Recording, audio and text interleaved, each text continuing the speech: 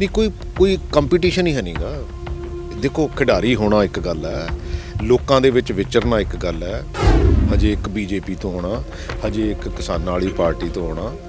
सो अजे तो मैं कैप्टन अमरिंदर सिंह नूं भी कहा जे वो भी किते इत्थे आ जाण। अज जे कांग्रेस पार्टी खड़ी आ ते कैप्टन अमरिंदर सिंह नूं ला के खड़ी आ ते 111 दिनां दी परफॉर्मेंस ते खड़ी आ।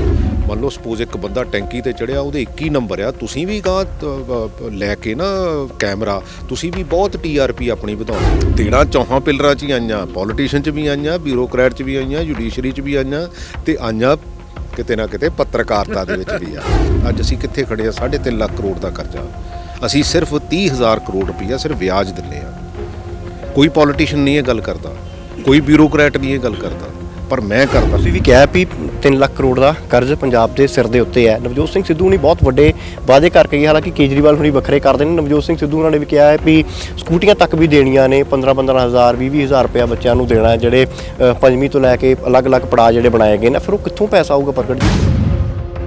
ਮੇਰੀ ਵੀ ਉਹਨਾਂ ਨਾਲ ਮੀਟਿੰਗ ਹੋਈ ਸੀ ਵੀ ਉਹ ਕੰਮ ਨਾ ਕਰਿਓ ਜਿਹੜਾ ਆਪਾਂ ਨਹੀਂ ਕਰ ਸਕਦੇ, ਪਰ ਮੈਂ ਤਾਂ ਆਪਣੀ ਸਲਾਹ ਦਿੱਤੀ ਸੀ। ਪਤਾ ਨਹੀਂ ਹੁਣ ਮੇਰੀ ਮਨ ਹੁੰਦੀ ਆ ਕਿ ਨਹੀਂ ਮਨ ਹੁੰਦੀ। ਕੁਝ ਲੀਡਰ ਕਹਿੰਦੇ ਨੇ ਵੀ ਸੀਐਮ ਫੇਸ ਦੇ ਨਾਲ ਇਲੈਕਸ਼ਨ ਲੜਨੀ ਚਾਹੀਦੀ ਹੈ, ਕੁਝ ਕਹਿੰਦੇ ਸੀਐਮ ਚਿਹਰੇ ਤੋਂ ਬਿਨਾਂ ਲੜ। ਮੈਨੂੰ ਜੇ ਕੋਈ ਪਰਸਨਲੀ ਪੁੱਛੇ ਤਾਂ ਮੈਂ ਇਸ ਗੱਲ ਦੀ ਫੇਵਰ 'ਚ। ਮੈਂ ਤਾਂ ਕਹਿੰਦਾ ਸਾਡੇ ਵਾਲੇ ਜੇ ਸਾਡੇ 'ਚ ਜੇ ਕੋਈ ਹੋਰ ਮਾੜੇ ਆ, ਮੈਂ ਕਹਿੰਦਾ ਉਹ ਵੀ ਉੱਧਰ ਚਲੇ ਜਾਣ। ਸਮਾਂ ਤੇ ਸਾਡਾ ਗੰਦ ਤਾਂ ਹੈਗਾ ਥੋੜ੍ਹਾ ਬਹੁਤਾ, ਉਹ ਨਿਕਲ ਜਾਵੇ। ਕੀ ਰੇਟ ਹੋਈ ਹੈ ਚਰਨਜੀਤ ਸਿੰਘ ਚੰਨੀ ਮੁੱਖ ਮੰਤਰੀ ਉਹਨਾਂ ਦੇ ਰਿਸ਼ਤੇਦਾਰ ਦੇ ਉਹਦੇ ਭਾਂਜਾ ਦੱਸਦੇ ਨੇ, ਔਰ ਉੱਥੋਂ 12 ਲੱਖ ਦੀ ਰੋਲੈਕਸ ਘੜੀ 10 ਕਰੋੜ ਰੁਪਈਆ, ਕਿਵੇਂ ਦੇਖਦੇ? ਦੇਖੋ ਮੈਂ ਕਿਸੇ ਸਿਸਟਮ ਦੇ ਅਗੇਂਸਟ ਨਹੀਂ ਹੈਗਾ, ਬਟ ਇਹ ਸਿਰਫ ਇਲੈਕਸ਼ਨ ਦੇ ਸਮੇਂ ਕਿਉਂ, ਇਹ ਪਹਿਲਾਂ ਕਿਉਂ ਨਹੀਂ? ਅੱਛਾ ਵੀ ਜੇ ਦਲਿਤ ਇੱਕ ਚੀਫ ਮਿਨਿਸਟਰ ਬਣ ਹੀ ਗਿਆ ਤੇ ਤੁਸੀਂ ਐਂ ਤਾਂ ਨਾ ਕਰੋ ਵੀ ਤੁਹਾਨੂੰ ਡਾਈਜੈਸਟ ਹੀ ਨਹੀਂ ਹੋ ਰਿਹਾ। ਵੀਰ ਬਾਦਲ ਕਹਿੰਦੇ ਆਮ ਆਦਮੀ ਨਹੀਂ ਰਹਿ ਗਏ ਹੁਣ। ਚਰਨਜੀਤ ਸਿੰਘ ਚੰਨੀ ਜਿਹੜੇ ਆਪਣੇ ਆਪ ਨੂੰ ਆਮ ਆਦਮੀ ਕਹਿੰਦੇ ਕਰੋੜਾਂ ਰੁਪਏ ਵਾਲੇ ਤੇ ਰਿਸ਼ਤੇਦਾਰ ਨੇ, ਔਰ ਸਾਰਾ ਖਜ਼ਾਨਾ ਕਹਿੰਦੇ ਰੇਤਾਂ ਦਾ ਲੁੱਟਿਆ। ਚਲੋ ਸੁਖਬੀਰ ਬਾਦਲ ਦੀ ਮੈਂ ਬਹੁਤੀ ਗੱਲ ਨੂੰ ਸੀਰੀਅਸ ਨਹੀਂ ਲੈਂਦਾ, ਉਹ ਕੋਈ ਬਹੁਤਾ ਸੀਰੀਅਸ ਬੰਦਾ ਨਹੀਂ ਹੈਗਾ। ਦਰਦ ਟੀਵੀ ਦੇਖ ਰਹੇ ਦਰਸ਼ਕਾਂ ਦਾ ਸਵਾਗਤ ਹੈ। ਹਾਕੀ ਦੇ ਮੈਦਾਨ ਦੇ ਵਿੱਚ ਵਿਸ਼ਵ ਦੇ ਸਭ ਤੋਂ ਪ੍ਰਸਿੱਧ ਡਿਫੈਂਡਰ ਮੰਨੇ ਜਾਂਦੇ ਓਲੰਪੀਅਨ ਪ੍ਰਗਟ ਸਿੰਘ ਨੂੰ ਟੱਕਰ ਦੇਣ ਦੇ ਲਈ ਆਮ ਆਦਮੀ ਪਾਰਟੀ ਨੇ ਇੱਕ ਅਜਿਹੇ ਓਲੰਪੀਅਨ ਨੂੰ ਚੋਣ ਮੈਦਾਨ ਦੇ ਵਿੱਚ ਉਤਾਰ ਦਿੱਤਾ ਹੈ, ਜਿਨ੍ਹਾਂ ਨੂੰ ਕਹਿੰਦੇ ਨੇ ਕਿ ਓਲੰਪਿਕਸ ਦੇ ਵਿੱਚ ਸਭ ਤੋਂ ਵੱਧ ਗੋਲ ਕਰਨ ਵਾਲਾ ਉਹ ਭਾਰਤੀ ਖਿਡਾਰੀ ਹੈ। ਸੁਰਿੰਦਰ ਸਿੰਘ ਸੋਢੀ ਦੀ ਗੱਲ ਕਰ ਰਹੇ ਹਾਂ ਤਾਂ ਪ੍ਰਗਟ ਸਿੰਘ ਸਾਡੇ ਨਾਲ ਨੇ। ਪ੍ਰਗਟ ਜੀ ਸਵਾਗਤ ਹੈ ਤੁਹਾਡਾ ਬਹੁਤ ਬਹੁਤ। ਥੈਂਕ ਯੂ ਜੀ, thank you. Olympian versus Olympian ਕਿਵੇਂ ਦੇਖ ਰਹੇ ਹੋ ਜੀ ਜਲੰਧਰ ਕੈਂਟ 'ਚ? ਕੋਈ ਪ੍ਰੋਬਲਮ ਨਹੀਂ, ਕੋਈ ਪ੍ਰੋਬਲਮ ਨਹੀਂ। ਮੈਂ ਮੁਕਾਬਲਾ ਕਿਸ ਤਰੀਕੇ ਦਾ ਆਊਗਾ? ਖਿਡਾਰੀ ਸਟ੍ਰੈਟਜੀ ਨੂੰ ਵੀ ਸਮਝ ਸਕਦਾ ਹੈ ਮੈਦਾਨ ਦੇ ਵਿੱਚ, ਔਰ ਸਿਆਸਤ ਦਾ ਮੈਦਾਨ ਹੈ ਇੱਥੇ, ਕਿਵੇਂ ਫਿਰ? ਨਹੀਂ ਕੋਈ ਕੰਪੀਟੀਸ਼ਨ ਹੀ ਹੈ ਨਹੀਂ ਗਾ। ਦੇਖੋ ਖਿਡਾਰੀ ਹੋਣਾ ਇੱਕ ਗੱਲ ਹੈ, ਲੋਕਾਂ ਦੇ ਵਿੱਚ ਵਿਚਰਨਾ ਇੱਕ ਗੱਲ ਹੈ, ਔਰ ਲੋਕਾਂ ਦੇ ਸਿਸਟਮ ਨੂੰ ਸਮਝਣਾ ਇੱਕ ਗੱਲ ਹੈ, ਔਰ ਇੱਕ ਚੰਗਾ ਕਿਰਦਾਰ ਪ੍ਰਮੋਟ ਕਰਨਾ ਇੱਕ ਗੱਲ ਹੈ। ਸੋ ਮੈਨੂੰ ਬਹੁਤਾ ਮੁਕਾਬਲਾ ਲੱਗਦਾ ਨਹੀਂ, ਐਵੇਂ ਇਹ ਤਾਂ ਕਹਿਣ ਦੀਆਂ ਗੱਲਾਂ। ਦੂਸਰੇ ਪਾਸੇ ਜਗਬੀਰ ਸਿੰਘ ਬਰਾੜ ਵੀ ਮੈਦਾਨ ਦੇ ਵਿੱਚ ਨੇ, ਆਮ ਆਦਮੀ ਸ਼੍ਰੋਮਣੀ ਅਕਾਲੀ। ਕੋਈ ਗੱਲ ਨਹੀਂ, ਹਜੇ ਹੋਰ ਦੋ ਆਉਣੇ ਆ। ਹਜੇ ਇੱਕ BJP ਤੋਂ ਹੋਣਾ, ਹਜੇ ਇੱਕ ਕਿਸਾਨਾਂ ਵਾਲੀ ਪਾਰਟੀ ਤੋਂ ਹੋਣਾ। ਸੋ ਅਜੇ ਤਾਂ ਮੈਂ ਕੈਪਟਨ ਅਮਰਿੰਦਰ ਸਿੰਘ ਨੂੰ ਵੀ ਕਿਹਾ ਜੇ ਉਹ ਵੀ ਕਿਤੇ ਇੱਥੇ ਆ ਜਾਣ ਤੇ ਬਹੁਤ ਵਧੀਆ ਮੈਚ ਹੋਊਗਾ। ਮਹਿੰਦਰ ਸਿੰਘ KP ਹੋਰਾਂ ਦੀ ਬੜੀ ਚਰਚਾ ਚੱਲ ਰਹੀ ਹੈ, ਕਹਿੰਦੇ ਉਹ ਵੀ ਇੱਛੁਕ ਹੈਗੇ ਨੇ, ਕਹਿੰਦੇ ਜੇ ਕਿਸੇ ਪਾਸੇ ਬੇੜੀ ਨਾਲ ਲੱਗੀ ਤਾਂ ਫਿਰ ਇੱਥੋਂ ਆਜ਼ਾਦ ਲੜ ਸਕਦਾ ਮੈਂ। ਦੇਖੋ ਆਜ਼ਾਦੀ ਲੜ ਚੁੱਕੇ। ਇੱਕ ਗੱਲ ਹੈ, ਇਹ ਡੈਸਟਨੀ ਹੈ, ਉਹਦੇ ਵਿੱਚ ਹਰ ਚੀਜ਼ ਕਿਤੇ ਨਾ ਕਿਤੇ ਲਿਖੀ ਹੋਈ ਹੁੰਦੀ ਆ। ਇਹ ਬੰਦੇ ਦੇ ਬਹੁਤਾ ਹੱਥ ਨਹੀਂ ਹੁੰਦਾ। ਬੰਦਾ ਜੇ ਕਿਤੇ ਇੱਦਾਂ ਦੀ ਚਾਹਤ ਨਾਲ ਤੁਰ ਪਵੇ ਤਾਂ ਸ਼ਾਇਦ ਦੂਸਰੇ ਬੰਦੇ ਨੂੰ ਕਿਤੇ ਰੋਟੀ ਨਾ ਖਾਣ ਦੇਵੇ। ਸੋ ਇਸ ਕਰਕੇ ਮੈਂ ਉਸ ਡੈਸਟਨੀ ਨੂੰ ਹਮੇਸ਼ਾ ਮੰਨਦਾ। ਮੈਂ ਹਮੇਸ਼ਾ ਕੰਮ ਕਰਨ ਦੇ ਵਿੱਚ ਵਿਸ਼ਵਾਸ ਰੱਖਦਾ, ਆਪਣੀ ਲਾਈਨ ਲੰਬੀ ਮਾਰਨ ਦੀ ਕੋਸ਼ਿਸ਼ ਕਰਦਾ, ਦੂਸਰੇ ਦੀ ਕਦੀ ਮਿਟਾਉਣ ਦੀ ਕੋਸ਼ਿਸ਼ ਨਹੀਂ ਕਰਦਾ। ਸੋ ਮੈਂ ਇੱਕ ਪੋਜ਼ਿਟਿਵ ਸੋਚ ਦਾ ਬੰਦਾ ਕਿ ਦੂਸਰੇ ਨੇ ਆਪਣਾ ਕਰਮ ਕਰਨਾ, ਮੈਂ ਆਪਣਾ ਕਰਮ ਕਰਨਾ, ਤੇ ਉਹਨੂੰ ਫਲ ਜਿਹੜਾ ਆ ਉਹ ਲੋਕਾਂ ਨੇ ਲਾਉਣਾ। ਕਿਵੇਂ ਦੇਖਦੇ ਹੋ ਮਾਹੌਲ ਕੀ ਲੱਗ ਰਿਹਾ ਇਸ ਸਮੇਂ? 111 ਦਿਨਾਂ ਦਾ ਲੇਖਾ ਜੋਖਾ ਤਾਂ CM ਚੰਨੀ ਲਗਾਤਾਰ ਪੰਜਾਬ ਦੇ ਲੋਕਾਂ ਨੂੰ ਦੇ ਰਹੇ ਨੇ, ਪਰ ਲੋਕ ਕਹਿੰਦੇ ਨੇ ਪਿਛਲੇ 4.5 ਸਾਲ ਵੀ ਤੁਹਾਡੀ ਸਰਕਾਰ ਨਹੀਂ। ਠੀਕ ਹੈ, ਮੈਂ ਜਿੱਥੋਂ ਤੱਕ ਮੇਰਾ ਆਪਣਾ ਸਵਾਲ ਹੈਗਾ, 4.5 ਸਾਲ ਮੇਰੀ ਲੜਾਈ ਹੋਈ ਆ, ਔਰ ਜੰਮ ਕੇ ਹੋਈ ਆ, ਕੈਪਟਨ ਅਮਰਿੰਦਰ ਸਿੰਘ ਨਾਲ ਹੋਈ ਆ। 2017 ਦੇ ਵਿੱਚ ਕੈਪਟਨ ਅਮਰਿੰਦਰ ਸਿੰਘ ਨੂੰ ਵੋਟਾਂ ਪਈਆਂ ਸੀ, ਲੇਕਿਨ ਪਰਫਾਰਮ ਨਹੀਂ ਕੀਤਾ। ਇਹ ਪ੍ਰੋਫੈਸ਼ਨਲ ਵਰਲਡ ਹੈ, ਇਹਦੇ ਵਿੱਚ ਪਰਫਾਰਮੈਂਸ ਤੋਂ ਬਿਨਾਂ ਤੁਸੀਂ ਜਿੱਤ ਨਹੀਂ ਸਕਦੇ। ਇੱਥੇ ਲੋਕਾਂ ਨੇ ਫਤਵਾ ਦੇਣਾ ਹੁੰਦਾ। ਅੱਜ ਜੇ ਕਾਂਗਰਸ ਪਾਰਟੀ ਖੜੀ ਆ ਤੇ ਕੈਪਟਨ ਅਮਰਿੰਦਰ ਸਿੰਘ ਨੂੰ ਲਾ ਕੇ ਖੜੀ ਆ ਤੇ 111 ਦਿਨਾਂ ਦੀ ਪਰਫਾਰਮੈਂਸ ਤੇ ਖੜੀ ਆ। ਇਹ ਠੀਕ ਹੈ ਵੀ ਪਿਛਲੇ ਸਮੇਂ ਦਾ ਲੋਖਾ ਜੇਖਾ ਸਾਨੂੰ ਦੇਣਾ ਪਊਗਾ, ਪਰ ਇਸ 111 ਦਿਨਾਂ ਦੇ ਵਿੱਚ ਜਿਹੜੇ ਸਾਡੇ ਚੀਫ ਮਿਨਿਸਟਰ ਆ ਔਰ ਸਾਡੇ ਜਿਹੜੇ ਬਾਕੀ ਮਿਨਿਸਟਰਸ ਹੈਗੇ ਆ, ਅਸੀਂ ਇਹ ਪ੍ਰੂਵ ਕਰਨ ਦੀ ਕੋਸ਼ਿਸ਼ ਕੀਤੀ ਆ ਕਿ ਇਹ ਲੋਕਾਂ ਦੀ ਸਰਕਾਰ ਹੈ। ਮੈਂ ਨਹੀਂ ਕਹਿੰਦਾ ਵੀ ਉਹਦੇ 'ਚ 100% ਇੰਪਲੀਮੈਂਟੇਸ਼ਨ ਹੋਈ ਆ। ਬਿਜਲੀ 3 ਰੁਪਏ ਸਸਤੀ ਉਹਨਾਂ ਕੰਪਨੀਆਂ ਤੋਂ ਕਰਵਾ ਕੇ ਦਿੱਤੀ ਆ, ਉਹ ਅੱਜ ਇੰਪਲੀਮੈਂਟ ਹੋਈ ਆ। ਬੇਅਦਬੀ ਦੇ ਮੁੱਦਿਆਂ ਦੇ ਵਿੱਚ ਅਰੈਸਟ ਹੋਏ ਆ, ਬੇਅਦਬੀ ਦੇ ਮੁੱਦਿਆਂ ਦੇ ਵਿੱਚ ਕੋਰਟ 'ਚ ਵਿੱਚ ਚਲਾਨ ਪੇਸ਼ ਹੋਏ ਆ, ਈਵਨ ਡਰੱਗਸ ਦੇ ਇਸ਼ੂ ਦੇ ਉੱਤੇ ਪਰਚੇ ਦਰਜ ਹੋਏ ਆ। ਸੋ ਇਹ ਇੱਕ ਤੁਹਾਡੀ ਮਾਨਸਿਕਤਾ ਦਰਸਾਉਂਦੀ ਆ ਵੀ ਅਸੀਂ ਪੰਜਾਬ ਲਈ ਕਮਿਟਡ ਹੈਗੇ ਆ। ਪਿੰਡਾਂ ਦੀਆਂ ਮੋਟਰਾਂ ਦੇ ਪਾਣੀ ਦੇ ਬਿੱਲ ਮਾਫ ਹੋਏ ਆ 1200 ਕਰੋੜ ਰੁਪਏ ਦੇ, ਸ਼ਹਿਰਾਂ ਦੇ ਪਾਣੀ ਦੇ ਬਿੱਲ ਘਟੇ ਹੈਗੇ ਆ, 3 ਰੁਪਏ ਬਿਜਲੀ ਸਸਤੀ ਹੋਈ ਆ। ਸੋ ਇਹ ਸਾਰੀਆਂ ਚੀਜ਼ਾਂ ਜਿਹੜੀ ਨੌਜਵਾਨ ਪੀੜ੍ਹੀ ਆ ਉਹਨਾਂ ਨੂੰ ਕਾਲਜਾਂ ਦੇ ਵਿੱਚ ਜਾਣ ਲਈ ਬੱਸਾਂ ਜਿਹੜੀਆਂ ਉਹਨੂੰ ਫ੍ਰੀ ਕੀਤੀਆਂ ਹੈਗੀਆਂ ਤਾਂ ਕਿ ਬੱਚਿਆਂ ਨੂੰ ਜਿਹੜਾ ਐਜੂਕੇਸ਼ਨ ਦਾ ਲੈਵਲ ਆ ਉਹ ਵਧਿਆ ਹੈਗਾ। ਕਾਲਜਸ ਅਸੀਂ ਵਧਾਏ ਆ, ਐਜੂਕੇਸ਼ਨ ਸਿਸਟਮ ਨੂੰ ਬੈਟਰ ਕਰਨ ਦੀ ਕੋਸ਼ਿਸ਼ ਹੋਈ ਹੈਗੀ ਆ। ਹੁਣ ਤੁਸੀਂ ਇਹ ਕਹੋਗੇ ਵੀ ਕੇਜਰੀਵਾਲ ਤਾਂ ਦਿੱਲੀ ਦੇ, ਕਹੂੰਗਾ ਤੁਸੀਂ ਬੱਸਾਂ ਦੀ ਗੱਲ ਕੀਤੀ, ਮੈਂ ਚਲੋ ਉਹ ਵੀ ਕਹੂੰਗਾ, ਪਰ ਜਿਹੜੀ ਬੱਸਾਂ ਦੀ ਗੱਲ ਕੀਤੀ ਹੈ, ਬੱਸਾਂ ਦੇ ਵਿੱਚ ਨਾ ਤੁਹਾਡੇ ਮਹਿਕਮੇ ਦੇ ਤੁਹਾਡੀ ਸਰਕਾਰ ਦੇ ਵਿੱਚ ਹੀ ਕੰਮ ਕਰਦੇ ਨੇ ਕੰਡਕਟਰ ਤੇ ਜਿਹੜਾ ਡਰਾਈਵਰ ਹੈ, ਉਹ ਸਰਕਾਰੀ ਬੱਸ ਲੈ ਕੇ ਤੁਰਦਾ। ਪਹਿਲਾਂ ਕਹਿੰਦੇ ਸਰਕਾਰ ਦਾ ਭੰਡੀ ਪ੍ਰਚਾਰ ਕਰ ਰਿਹਾ, ਕਹਿੰਦੇ ਜਿਹੜੀਆਂ ਬੱਸਾਂ ਦੇ ਵਿੱਚ ਬੀਬੀਆਂ ਨੂੰ ਫ੍ਰੀ ਸਫ਼ਰ ਦੀ ਸਹੂਲਤ ਦਿੱਤੀਆਂ, ਉਹਨਾਂ ਬੱਸਾਂ ਦੇ ਵਿੱਚ ਤੇਲ ਪਾਉਣ ਨਹੀਂ ਪੈਸੇ ਨਹੀਂ ਹੈ ਔਰ ਮੁਲਾਜ਼ਮ ਕੱਚੇ ਧੱਕੇ ਖਾ ਰਹੇ। ਸਾਨੂੰ ਕਈ ਚੀਜ਼ਾਂ ਦਾ ਠੀਕ ਕਰਨਾ ਪੈਣਾ, ਸਾਨੂੰ ਆਪਣੀ ਰੈਵਨਿਊ ਵਧਾਉਣਾ ਪੈਣਾ। ਤੁਸੀਂ ਇਹਨੂੰ ਕਈਆਂ ਚੀਜ਼ਾਂ ਨੂੰ ਰੋਕ ਨਹੀਂ ਸਕਦੇ। ਹੁਣ ਐਜੂਕੇਸ਼ਨ ਆ, ਐਜੂਕੇਸ਼ਨ 'ਤੇ ਫਰਦਰ ਇਨਵੈਸਟਮੈਂਟ ਦੀ ਜ਼ਰੂਰਤ ਹੈਗੀ ਆ। ਹਾਇਰ ਐਜੂਕੇਸ਼ਨ ਦੇ ਵਿੱਚ ਫਰਦਰ ਇਨਵੈਸਟਮੈਂਟ ਦੀ ਜ਼ਰੂਰਤ ਹੈ। ਇਹਨੂੰ ਸਮੇਂ ਦਾ ਹਾਣੀ ਬਣਾਉਣ ਦੀ ਜ਼ਰੂਰਤ ਹੈ, ਕਿਉਂਕਿ ਦੁਨੀਆ ਦੇ ਉੱਤੇ ਹਮੇਸ਼ਾ ਰਿਸਰਚ ਹੁੰਦੀ ਰਹਿੰਦੀ ਆ। ਕਿਉਂਕਿ ਜੇ ਅਸੀਂ ਆਪਣੇ ਬੱਚਿਆਂ ਨੂੰ ਸਮੇਂ ਦਾ ਹਾਣੀ ਨਾ ਬਣਾਵਾਂਗੇ ਤਾਂ ਮੈਨੂੰ ਲੱਗਦਾ ਅਸੀਂ ਪਿੱਛੇ ਰਹਿ ਜਾਵਾਂਗੇ। ਚਾਈਨਾ ਨੇ ਅੱਜ ਤੋਂ 30 ਸਾਲ ਪਹਿਲਾਂ ਐਜੂਕੇਸ਼ਨ ਨੂੰ ਤੇ ਇੰਡਸਟਰੀ ਨੂੰ ਇਕੱਠਾ ਕਰਕੇ ਉਹਦੇ ਕੋਰਸਿਸ ਉਹੋ ਜਿਹਾ ਡਿਜ਼ਾਈਨ ਕਰ ਲਏ, ਕਿਉਂਕਿ ਬੱਚਾ ਕਹਿੰਦਾ ਮੇਰੇ ਕੋਲ ਨੌਕਰੀ ਨਹੀਂ ਹੈ, ਇੰਡਸਟਰੀਲਿਸਟ ਕਹਿੰਦਾ ਮੇਰੇ ਕੋਲ ਬੱਚਾ ਨਹੀਂ ਆ ਜਿਹੜਾ ਮੇਰੀ ਇੰਡਸਟਰੀ ਨੂੰ ਅੱਗੇ ਲੈ ਕੇ ਤੁਰ ਸਕੇ। ਇਹਦਾ ਮਤਲਬ ਕਿਤੇ ਨਾ ਕਿਤੇ ਕਮੀ ਪੇਸ਼ੀ ਆ, ਕਿਤੇ ਗੈਪ ਹੈ। ਉਸ ਗੈਪ ਨੂੰ ਫਿਲ ਕਰਨ ਦੀ ਜ਼ਰੂਰਤ ਹੈ। ਪੰਜਾਬ ਦੇ ਵਿੱਚ ਐਗਰੀਕਲਚਰ ਨੂੰ ਡਾਇਵਰਸੀਫਾਈ ਕਰਨ ਦੀ ਜ਼ਰੂਰਤ ਹੈ। So there are number of issues ਜਿਹੜੇ ਕਿ ਸਾਨੂੰ ਆਉਣ ਵਾਲੇ ਸਮੇਂ ਦੇ ਵਿੱਚ ਚੈਲੰਜਸ ਹੈਗੇ ਆ। ਬਟ ਇਹਨਾਂ 111 ਦਿਨਾਂ ਦੇ ਵਿੱਚ ਅਸੀਂ ਇਹ ਜ਼ਰੂਰ ਲੋਕਾਂ ਦੇ ਦਿਲਾਂ ਦੇ ਵਿੱਚ ਪਹੁੰਚੇ ਹਾਂ ਕਿ ਹਾਂ ਵੀ ਇਹਨਾਂ ਦੀ ਕੰਮ ਕਰਨ ਦੀ ਇੱਛਾ ਹੈਗੀ ਆ। ਮੈਂ ਨਹੀਂ ਕਹਿੰਦਾ ਗਲਤੀਆਂ ਹੁੰਦੀਆਂ ਕੰਮ ਕਰਦਿਆਂ, ਮੈਂ ਤਾਂ ਪੋਜ਼ਿਟਿਵ ਜਿਹਾ ਬੰਦਾ। ਹੁਣ ਕਈ ਮੇਰੇ ਪਿੰਡਾਂ ਦੇ ਵਿੱਚ ਇਹ ਵੀ ਕਹਿੰਦੇ ਆ ਦੇਖੋ ਜੀ ਆ ਗਾਰਾ ਹੋ ਗਿਆ ਜੀ, ਆ ਸੜਕ ਟੁੱਟ ਗਈ। ਇਹ ਕੋਈ ਪਾਲਿਸੀ ਮੈਟਰ ਦੀ ਗੱਲ ਨਹੀਂ ਹੈਗੀ। ਹਾਂ, ਜਿਹਨੇ ਸੜਕ ਮਾੜੀ ਬਣਾਈ ਆ ਉਹਨੂੰ ਪਨਿਸ਼ ਕਰ ਦਈਏ, ਉਹ ਤਾਂ ਕਿ ਗਾਹ ਨਾ ਕਰੇ ਔਰ ਸੜਕ ਦੁਬਾਰਾ ਬਣਾ ਦੇਵੇ। ਜਿਹੜੇ ਹੁਣ 11 ਪਿੰਡਾਂ ਦੇ ਵਿੱਚ ਸੀਵਰੇਜ ਪਏ ਆ ਉਹ 4-5 ਮਹੀਨੇ ਲੇਟ ਜ਼ਰੂਰ ਹੋਏ ਆ, ਲੇਕਿਨ ਇਹ ਲੰਬੇ ਸਮੇਂ ਲਈ ਇੱਕ ਗੰਦ ਨਿਕਲ ਗਿਆ। ਕਿਉਂਕਿ ਇਹ ਨਹੀਂ ਹੁੰਦਾ ਕਿ ਹਾਂ ਵੀ ਆਪਾਂ ਕਹੀਏ ਵੀ ਹਰ ਚੀਜ਼ ਛੂੰ ਕਰਕੇ ਹੋ ਜਾਣੀ ਆ। ਸੋ ਇਸ ਕਰਕੇ ਇਹ ਸਾਰੀਆਂ ਚੀਜ਼ਾਂ ਮੈਂ ਇੱਕ ਵਿਧੀਬੱਧ ਤਰੀਕੇ ਨਾਲ ਹਮੇਸ਼ਾ ਡਿਵੈਲਪਮੈਂਟ ਕਰਾਈ ਆ। ਸਾਡਾ ਗੰਦਾ ਨਾਲਾ ਆ, ਇਹ ਜਦੋਂ ਦਾ ਮੈਂ ਪੈਦਾ ਹੋਇਆ ਮੈਂ ਇਹੀ ਦੇਖਦਾ। ਇਹ 7.5 ਕਿਲੋਮੀਟਰ ਦੱਬ ਕੇ ਅਸੀਂ ਸ਼ਹਿਰ ਤੋਂ ਬਾਹਰ ਲੈ ਕੇ ਜਾ ਰਹੇ ਹਾਂ ਤਾਂ ਕਿ ਉਹਦੇ ਉੱਤੇ ਰੋਡ ਵੀ ਬਣੇ ਤੇ ਉਹਦੇ ਉੱਤੇ ਇੱਕ ਟਰੈਕ, ਸਾਈਕਲਿੰਗ ਟਰੈਕ ਤੇ ਇੱਕ ਜੋਗਿੰਗ ਦਾ ਟਰੈਕ ਬਣੇ ਤਾਂ ਕਿ ਲੋਕਾਂ ਨੂੰ ਬਿਹਤਰ ਸਹੂਲਤਾਂ ਮਿਲ ਸਕਣ। ਇਸੇ ਤਰ੍ਹਾਂ ਹੀ 17 ਪਿੰਡਾਂ ਦੇ ਵਿੱਚ ਸਪੋਰਟਸ ਪਾਰਕ, ਤਾਂ ਕਿ ਸਾਡੇ ਬੱਚੇ ਜਿਹੜੇ ਆ ਨਰੋਈ ਸੋਚ ਤੇ ਨਰੋਈ ਸਿਹਤ ਨੂੰ ਮੋਟੋ ਨੂੰ ਲੈ ਕੇ ਅੱਗੇ ਚੱਲਣ। 2 ਕਰੋੜ ਰੁਪਈਆ ਲਗਭਗ ਸਕੂਲਾਂ ਦੇ ਵਿੱਚ ਅਪਗ੍ਰੇਡੇਸ਼ਨ ਦਾ ਦਿੱਤਾ ਹੈਗਾ। ਸੋ ਮੈਂ ਤਾਂ ਇਸ ਤਰ੍ਹਾਂ ਕੰਮ ਕਰਦਾ ਵੀ ਤਾਂ ਕਿ ਮੇਰੇ ਹਲਕੇ ਦਾ ਹਰ ਇਨਸਾਨ ਜਿਹੜਾ ਉਹਦੇ ਵਿੱਚ ਕਿਤੇ ਨਾ ਕਿਤੇ ਮੈਂ ਹਾਂ ਪੱਖੀ ਯੋਗਦਾਨ ਪਾ ਸਕਾਂ ਤਾਂ ਮੈਂ ਉਹਦੇ ਵਿੱਚ ਪਾਵਾਂ। ਔਰ ਕ੍ਰਾਈਮ ਰੇਟ ਜਿਹੜਾ ਕਿਸੇ ਦੂਸਰੀਆਂ ਕੌਂਸਟੀਚੁਐਂਸੀਜ਼ ਦਾ ਕ੍ਰਾਈਮ ਰੇਟ ਦਾ ਚਾਰਟ ਲੈ ਲਿਓ, ਮੰਗਾ ਲਿਓ DGP ਕੋਲੋਂ, ਤੇ ਉਹਦੇ ਵਿੱਚ ਜਲੰਧਰ ਛਾਉਣੀ ਦੇ ਵਿੱਚ ਸਭ ਤੋਂ ਘੱਟ ਜਿਹੜਾ ਕ੍ਰਾਈਮ ਰੇਟ ਆ ਉਹ ਜਲੰਧਰ ਛਾਉਣੀ ਦੇ ਵਿੱਚ ਹੋਊਗਾ, ਕਿਉਂਕਿ ਮੈਂ ਲੋਕਾਂ ਨੂੰ ਤੋੜਦਾ ਨਹੀਂ ਆ, ਲੋਕਾਂ ਨੂੰ ਜੋੜਦਾ। ਸਿੰਘ ਜੀ, ਸਿੱਖਿਆ ਮੰਤਰੀ ਰਹੇ ਹੋ, ਕੀ ਲੱਗਦਾ ਬਹੁਤ ਸਾਰੇ ਅਧਿਆਪਕਾਂ ਦੀਆਂ ਆਪਾਂ ਕੁੱਟ ਖਾਂਦਿਆਂ ਦੀਆਂ ਤਸਵੀਰਾਂ ਬਹੁਤ ਦੇਖੀਆਂ, ਡੰਡੇ ਪੈਂਦੇ, ਵੱਡੇ ਵੱਡੇ ਅਫਸਰ ਪੁਲਿਸ ਦੇ ਡੰਡੇ ਮਾਰਦੇ ਵੀ ਦੇਖੇ, ਧੀਆਂ ਭੈਣਾਂ ਨੂੰ ਘੜੀਸਦਿਆਂ ਵੀ ਦੇਖਿਆ। ਕਹਿੰਦੇ ਅੱਜ ਵੀ ਸਿਰਫ ਜਗ੍ਹਾ ਬਦਲੀ ਸੀਗੀ, ਪਹਿਲਾਂ ਮਰਿੰਡੇ ਜਾ ਕੇ ਡੰਡੇ ਖਾਂਦੇ ਸੀ, ਫਿਰ ਜਲੰਧਰ ਜਾ ਕੇ ਡੰਡੇ ਖਾਣੇ। ਇੱਕ ਗੱਲ ਸਮਝ ਲਈਏ, ਇਹ 10 ਸਾਲਾਂ ਦਾ ਪਾਈਲ ਅਪ ਹੋਈ ਪ੍ਰੋਬਲਮ ਹੈ ਔਰ ਮੈਂ ਇਹ ਚੈਲੰਜ ਐਕਸੈਪਟ ਕੀਤਾ ਔਰ ਗਾਂ ਵੀ ਜੇ ਸਰਕਾਰ ਲੋਕੀ ਬਣਾਉਂਦੇ ਆ ਇਹ ਮਹਿਕਮਾ ਮੈਂ ਫੇਰ ਲੈਣਾ।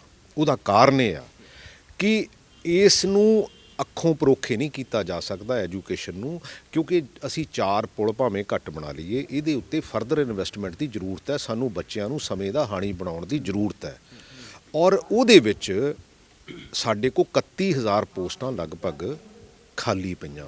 12,880 ਦੀ ਨਵੀਂ ਭਰਤੀ ਆ, 19,000 ਅਲੱਗ-ਅਲੱਗ ਸਮੇਂ ਦੇ ਵਿੱਚ ਕੋਟਾਂ ਦੇ ਵਿੱਚ ਹੈਗੀਆਂ, ਔਰ ਉਸ 19,000 ਨੂੰ ਉਹ ਇਸ ਕਰਕੇ ਹੋਈਆਂ ਵੀ ਸਮੇਂ-ਸਮੇਂ ਤੇ ਇਹਨਾਂ ਲੋਕਾਂ ਨੇ ਰੂਲਾਂ ਦੀ ਡਿਵਰਸ਼ਨ ਕਰਵਾਈ ਆ।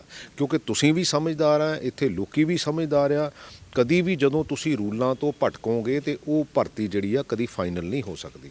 ਔਰ ਇਹਦੇ ਵਿੱਚ ਕੁਛ ਇੱਦਾਂ ਦੇ ਆਨਸਰ ਵੀ ਹੈਗੇ ਆ ਜਿਨ੍ਹਾਂ ਦਾ ਸਿਰਫ ਤੇ ਸਿਰਫ ਕੰਮ ਜਿਹੜਾ ਆ ਉਹ ਐਜੀਟੇਸ਼ਨ ਦਾ ਹੀ ਆ। ਸੋ ਮੈਨੂੰ ਨਹੀਂ ਲੱਗਦਾ ਜਿਹੜੇ ਜੈਨੂਅਨ ਬੰਦੇ ਹੋਣਗੇ ਉਹਨੂੰ ਕੋਈ ਕਿਸੇ ਕਿਸਮ ਦੀ ਸਮੱਸਿਆ ਹੋਊਗੀ। ਹਾਂ, ਓਵਰਆਲ ਇੰਪਲੋਇਮੈਂਟ ਦੀ ਸਮੱਸਿਆ ਹੈਗੀ ਆ, ਮੈਂ ਨਹੀਂ ਕਹਿੰਦਾ, ਕਿਉਂਕਿ ਮੈਂ ਤਾਂ 3 ਮਹੀਨੇ ਮੇਰਾ ਖਿਆਲ ਹੈ ਹਰ ਯੂਨੀਅਨ ਨਾਲ 10-10 ਵਾਰੀ ਜਿਹੜੀ ਆ ਮੀਟਿੰਗ ਕੀਤੀ ਆ। ਮੈਨੂੰ ਦੱਸੋ ਯਾਰ, ਮੰਨ ਲਓ ਆਹ ਕੋਰਟ ਦੇ ਵਿੱਚ ਪ੍ਰੋਬਲਮ ਆ, ਆਹ ਰੂਲਾਂ ਦੇ ਵਿੱਚ ਪ੍ਰੋਬਲਮ ਆ, ਉਹਦੇ ਵਿੱਚ ਨਾ ਤੁਸੀਂ ਕੁਝ ਕਰ ਸਕਦੇ, ਤੁਸੀਂ ਮੈਨੂੰ ਗਾਈਡ ਕਰ ਦਿਓ ਵੀ ਹਾਂ ਵੀ ਉਹਦੇ ਵਿੱਚ ਕੀ ਕੀਤਾ ਜਾ ਸਕਦਾ। ਸੋ ਵਿਦਿਨ ਲਿਮਿਟ ਸਾਨੂੰ ਸਾਰੇ ਪੈਰਾਮੀਟਰ ਜਿਹੜੇ ਵਰਤਣੇ ਚਾਹੀਦੇ ਆ, ਔਰ ਜਿਹੜੇ ਪ੍ਰੋਟੈਸਟ ਵੀ ਹੈਗੇ ਆ ਉਹ ਵੀ ਉਸ ਇੱਕ ਦਾਇਰੇ 'ਚ ਬਹਿ ਕੇ ਕਰਨੇ ਚਾਹੀਦੇ ਆ, ਕਿਉਂਕਿ ਡੈਮੋਕ੍ਰੇਸੀ ਦੇ ਵਿੱਚ ਪ੍ਰੋਟੈਸਟ ਕਰਨ ਦਾ ਹੱਕ ਹੈਗਾ, ਬਟ ਦੂਸਰੇ ਬੰਦੇ ਦੀ ਵੀ ਕਿਤੇ ਨਾ ਕਿਤੇ ਆਜ਼ਾਦੀ ਨੂੰ ਭੰਗ ਕਰਨ ਦਾ ਹੱਕ ਨਹੀਂ ਕਿਸੇ ਦਾ ਹੈਗਾ।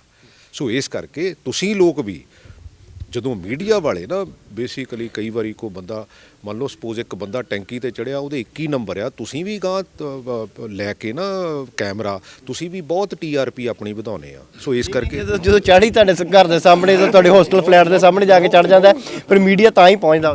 ਨੋ ਦੋਸਤ, ਇਹਨੂੰ ਅਸੈਸ ਕਰੋ, ਕਿਉਂਕਿ ਮੀਡੀਆ ਡੈਮੋਕ੍ਰੇਸੀ ਦਾ ਚੌਥਾ ਪਿਲਰ ਹੈ।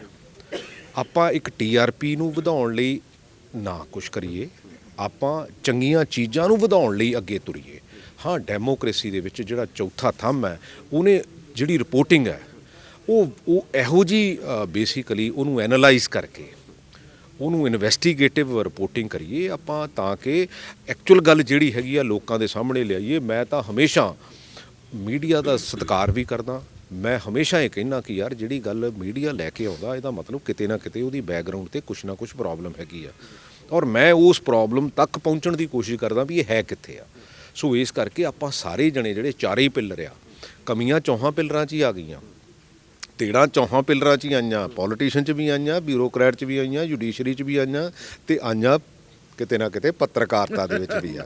ਸੋ ਤੁਹਾਡੇ ਤੇ ਜ਼ਿੰਮੇਵਾਰੀ, ਤੁਹਾਨੂੰ ਤਾਂ ਫਿਰ ਕਮਾਨ ਦੇ ਦਿੰਦੇ ਨਾ ਲੋਕ, ਅਸੀਂ ਤਾਂ ਲੋਕਾਂ ਦੀ ਆਵਾਜ਼ ਚੱਕ ਕੇ ਤੁਹਾਡੇ ਸਾਹਮਣੇ ਲਿਆ ਕੇ ਨਹੀਂ, ਫਿਰ ਉਸ ਆਵਾਜ਼ ਦਾ ਹੱਲ ਤੁਸੀਂ ਕਰਨਾ। ਨਹੀਂ, ਤੁਸੀਂ ਬੇਸਿਕਲੀ ਇਸ ਗੱਲ ਨੂੰ ਇਸ ਤਰ੍ਹਾਂ ਸਮਝੀਏ ਆਪਾਂ ਵੀ ਆਪਾਂ ਸਾਰੇ ਚਾਰੇ ਜਦੋਂ ਜ਼ਿੰਮੇਵਾਰ ਹੋਵਾਂਗੇ ਤਾਂ ਮੈਨੂੰ ਲੱਗਦਾ ਡੈਮੋਕ੍ਰੇਸੀ ਦਾ ਇੱਕ ਵਧੀਆ ਰੂਪ ਜਿਹੜਾ ਉਹ ਸਾਡੇ ਸਾਹਮਣੇ ਆਊਗਾ। ਨਵਜੋਤ ਸਿੰਘ ਸਿੱਧੂ ਨੇ ਤੁਹਾਡੇ ਬੜੇ ਕਰੀਬੀ ਨੇ, ਖਿਡਾਰੀ ਵੀ ਨੇ, ਕਿਵੇਂ ਦੇਖਦੇ ਹੋ ਪੰਜਾਬ ਮਾਡਲ ਲੈ ਕੇ ਆਏ ਨੇ, ਪੰਜਾਬ ਮਾਡਲ ਨੂੰ ਤਵੱਜੋ ਦੇ ਰਹੀ ਹੈ ਹਾਈ ਕਮਾਂਡ? ਨਹੀਂ, ਦੇਖੋ ਹਰ ਬੰਦੇ ਦਾ ਕਹਿਣ ਦਾ ਅਧਿਕਾਰ ਹੈਗਾ, ਲੇਕਿਨ ਮੈਨੀਫੈਸਟੋ ਦੀ ਕਮੇਟੀ ਬਣੀ ਹੋਈ ਆ, ਸੋ ਇਸ ਕਰਕੇ ਉਹ ਜੋ ਫਾਈਨਲ ਕਰਨਗੇ, ਕਿਉਂਕਿ ਰਿਸੋਰਸਿਸ ਕਿੱਥੋਂ ਆਉਣੇ ਆ, ਇਹਨੂੰ ਗਾਂਹ ਕਿੱਦਾਂ ਵਧਿਆ ਜਾ ਸਕਦਾ। ਸੋ ਮੈਨੂੰ ਲੱਗਦਾ ਕਿ ਹਰ ਬੰਦੇ ਨੂੰ ਕਹਿਣ ਦਾ ਅਧਿਕਾਰ ਹੈਗਾ। ਉਹਦੇ ਤੋਂ ਬਾਅਦ ਮੈਂ ਵੀ ਕਈ ਚੀਜ਼ਾਂ ਕਹਿੰਦਾ ਉਹ ਜਿਹੜੀਆਂ ਨਹੀਂ ਹੁੰਦੀਆਂ, ਇਹਦਾ ਮਤਲਬ ਇਹ ਨਹੀਂ ਹੈ ਕਿ ਮੈਂ ਪਾਰਟੀ ਦੇ ਅਗੇਂਸਟ ਆ, ਪਾਰਟੀ ਮੇਰੇ ਅਗੇਂਸਟ ਆ। ਸੋ ਮੈਨੂੰ ਲੱਗਦਾ ਕਿ ਅੱਜ ਦੀ ਤਰੀਕ ਦੇ ਵਿੱਚ ਕਾਂਗਰਸ ਇੱਕ ਇਹੋ ਜਿਹੀ ਜਿਹੜੀ ਹੈਗੀ ਆ ਪਾਰਟੀ ਆ ਜਿਹਦੇ ਵਿੱਚ ਇੰਟਰਨਲ ਡੈਮੋਕ੍ਰੇਸੀ ਸਟਰੋਂਗ ਹੋਈ ਆ। ਇਹ ਗੱਲਾਂ ਕੇਜਰੀਵਾਲ ਕਿਤੇ ਸੁਣਦਾ ਕਿਸੇ ਦੀਆਂ? ਇਹ ਗੱਲਾਂ ਤਰੀਕੇ ਦੀ ਕਾਂਗਰਸ ਦੀ ਹੁਣ ਸਥਿਤੀ ਬਣੀ ਪਈ ਹੈ। ਸੁਲਤਾਨਪੁਰ ਲੋਧੀ ਬਿਲਕੁਲ ਤੁਹਾਡੇ ਨੇੜੇ ਆ, ਉੱਥੇ ਕਿੱਦਾਂ ਦੇ ਹਾਲਾਤ ਬਣੇ ਪਏ ਨੇ? ਕਾਂਗਰਸੀ ਮੰਤਰੀ ਦਾ ਬੇਟਾ ਆਜ਼ਾਦ ਲੜ ਰਿਹਾ ਕਾਂਗਰਸ ਦੇ ਕੈਂਡੀਡੇਟ ਦੇ ਖਿਲਾਫ। ਕੋਈ ਇਹੋ ਜਿਹੀ ਗੱਲ ਨਹੀਂ ਹੈ, ਅਸੀਂ ਇਹਨੂੰ ਸੌਰਟ ਆਊਟ ਕਰ ਲਾਂਗੇ। ਇਹ ਡਿਫਰੈਂਸ ਆਫ ਓਪੀਨੀਅਨ ਜਿਹੜੀ ਆ ਉਹ ਹਮੇਸ਼ਾ ਕਿਸੇ ਘਰ 'ਚ ਨਹੀਂ ਹੁੰਦੀ, ਕਿਸੇ ਸਮਾਜ 'ਚ ਨਹੀਂ ਹੁੰਦੀ, ਲੇਕਿਨ ਉਹਦਾ ਸਲਿਊਸ਼ਨ ਲੱਭਣਾ ਉਹ ਸਾਡਾ ਸਾਰਿਆਂ ਦਾ ਫਰਜ਼ ਬਣਦਾ। ਅਸੀਂ ਉਹ ਸਲਿਊਸ਼ਨ ਲੱਭ ਲਾਂਗੇ। ਅਸੀਂ ਦੇਖੋ, ਮੈਂ ਐਟਲੀਸਟ ਇੰਡੀਵਿਜੂਅਲੀ ਬਹੁਤ ਖੁਸ਼ ਹਾਂ ਕਿ ਜਿੰਨਾ ਚਿਰ ਇੰਟਰਨਲ ਡੈਮੋਕ੍ਰੇਸੀ ਨਹੀਂ ਸਟਰੋਂਗ ਹੁੰਦੀ, ਅਸੀਂ ਮੋਦੀ ਜੀ ਨੂੰ ਲਾਰਜਰ ਦੈਨ ਲਾਈਫ ਉਹਨਾਂ ਦੀ ਪਿਕਚਰ ਪੇਸ਼ ਕੀਤੀ ਨਾ ਪਿਛਲੀਆਂ ਇਲੈਕਸ਼ਨਾਂ ਦੇ ਵਿੱਚ, ਤੇ ਰਿਜ਼ਲਟ ਕੀ ਨਿਕਲਿਆ? ਰਿਜ਼ਲਟ ਇਹ ਨਿਕਲਿਆ ਵੀ ਦੇਸ਼ ਖਿੱਲਰ ਨੂੰ ਫਿਰਦਾ, ਦੇਸ਼ ਖਿੱਲਰ ਨੂੰ ਫਿਰਦਾ, ਦੇਸ਼ ਦੀ ਫਾਈਨੈਂਸ਼ੀਅਲ ਹਾਲਤ ਜਿਹੜੀ ਕਿੱਥੇ ਪਹੁੰਚ ਗਈ। ਦੇਖੋ ਅਲਟੀਮੇਟਲੀ ਅਸੀਂ ਨਾ ਡੈਮੋਕ੍ਰੇਸੀ ਨੂੰ ਪਹਿਲਾਂ ਇੱਕ ਬੰਦਾ ਉਹਨੂੰ ਵੱਡਾ ਕਰਦੇ ਹਾਂ, ਫਿਰ ਉਹ ਕੰਮ ਨਹੀਂ ਕਰ ਸਕਦਾ, ਉਹਦੀਆਂ ਆਸ਼ਾਵਾਂ ਇੰਨੀਆਂ ਵੱਧ ਜਾਂਦੀਆਂ, ਬਈ ਸਾਨੂੰ ਤਾਂ ਪ੍ਰੈਕਟੀਕਲ ਰੂਪ ਦੇ ਵਿੱਚ ਕੰਮ ਕਰਨ ਦੀ ਜ਼ਰੂਰਤ ਹੈਗੀ ਆ। ਇੱਕ ਬੰਦਾ ਕੋਈ ਸੁਪਰ ਹਿਊਮਨ ਬੀਇੰਗ ਨਹੀਂ ਹੁੰਦਾ ਵੀ ਉਹ ਕਵੇ ਵੀ ਸ਼ਮ ਐ ਹੋ ਜਾਵੇ, ਸ਼ਮ ਐ ਹੋ ਜਾਵੇ। ਇੱਦਾਂ ਕੁਝ ਨਹੀਂ ਹੁੰਦਾ ਦੁਨੀਆ ਤੇ, ਔਰ ਦੁਨੀਆ ਤੇ ਨਹੀਂ ਹੁੰਦਾ, ਸਿਰਫ ਇਹ ਹਿੰਦੁਸਤਾਨ 'ਚ ਹੀ ਹੁੰਦਾ। ਇਹ ਕਮੇਡੀ ਨਹੀਂ ਹੈਗੀ, it is a serious business. It is a, ਤੁਸੀਂ 3 ਕਰੋੜ ਲੋਕਾਂ ਦੇ ਫੈਸਲੇ ਲੈਣੇ ਆ, ਇਹ ਇੱਕ ਸੀਰੀਅਸ ਥਾਟ ਹੈਗਾ। ਕਈ ਬੰਦੇ ਕਹਿੰਦੇ ਯਾਰ ਇਹ ਹੱਸਦਾ ਹੀ ਨਹੀਂ ਹੈ। ਯਾਰ ਕਾਹਦੇ ਨਾਲ ਹੱਸ ਲਈਏ? ਸਾਡੀ ਨੌਜਵਾਨ ਪੀੜ੍ਹੀ ਤਾਂ ਜਿਹੜੀ ਆ ਉਹ ਬਾਹਰ ਭੱਜੀ ਜਾਣ ਡਈ ਆ, ਸਾਡੇ ਪੈਸੇ ਬਾਹਰ ਜਾਈ ਜਾਣ ਡਏ ਆ। ਅਸੀਂ ਕਿਸੇ ਤੋਂ ਸਿੱਖੀਏ ਯਾਰ, ਅਸੀਂ ਕਿਸੇ ਨੂੰ ਮਿਲੀਏ, ਅਸੀਂ ਸਿਆਣੇ ਬੰਦਿਆਂ ਦਾ ਕਿਤੇ ਨਾ ਕਿਤੇ ਸੰਗ੍ਰਹਿ ਇਕੱਠਾ ਕਰੀਏ, ਉਹਦੇ 'ਚੋਂ ਚੰਗੀਆਂ ਚੀਜ਼ਾਂ ਲੱਭ ਕੇ ਇੰਪਲੀਮੈਂਟ ਕਰੀਏ। ਇਹ ਕੋਈ ਸਰਕਸ ਥੋੜ੍ਹੀ ਆ ਜਿਹੜਾ ਬੰਦਾ ਕਹਿੰਦਾ ਵੀ ਐ ਨੂੰ ਕਰ ਲਓ, ਐ ਨੂੰ ਕਰ ਲਓ। ਇੱਦਾਂ ਨਹੀਂ ਹੋਣਾ ਕੁਛ ਵੀ। ਇਹ ਪਿਛਲੇ 75 ਸਾਲਾਂ ਦੇ ਵਿੱਚ ਜਾਂ ਪਿਛਲੇ ਸਮੇਂ ਦੇ ਵਿੱਚ ਦੇਖੋ, ਇਹ ਸਰਪਲਸ ਸਟੇਟ ਸੀ। ਅੱਜ ਅਸੀਂ ਕਿੱਥੇ ਖੜੇ ਆ? 3.5 ਲੱਖ ਕਰੋੜ ਦਾ ਕਰਜ਼ਾ।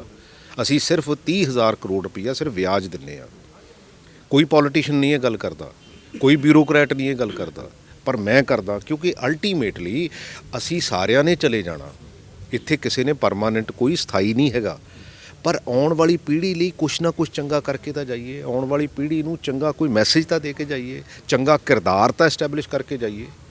ਕਿਉਂਕਿ ਜੇ ਅਸੀਂ ਇਹ ਨਹੀਂ ਐਸਟੈਬਲਿਸ਼ ਕਰਾਂਗੇ, somebody has to do it. ਹੁਣ ਮੰਨ ਲਓ ਕੋਈ ਸਾਡੇ ਪੋਲੀਟੀਕਲ ਸਿਸਟਮ 'ਚ ਐਜੂਕੇਸ਼ਨ ਮਹਿਕਮਾ ਕੋਈ ਲੈਂਦਾ ਨਹੀਂ ਹੈ, ਮੈਂ ਮੰਗ ਕੇ ਲਿਆ, ਮੈਂ ਚੈਲੰਜ ਐਕਸੈਪਟ ਕਰਦਾ। ਕਿੰਨਾ ਕੁ ਚਿਰ ਅੱਖਾਂ ਬੀਟ ਕੇ ਰੱਖਾਂਗੇ ਵੀ ਹਾਂ ਵੀ ਇਹਨੂੰ ਠੀਕ ਨਹੀਂ ਕਰਨਾ?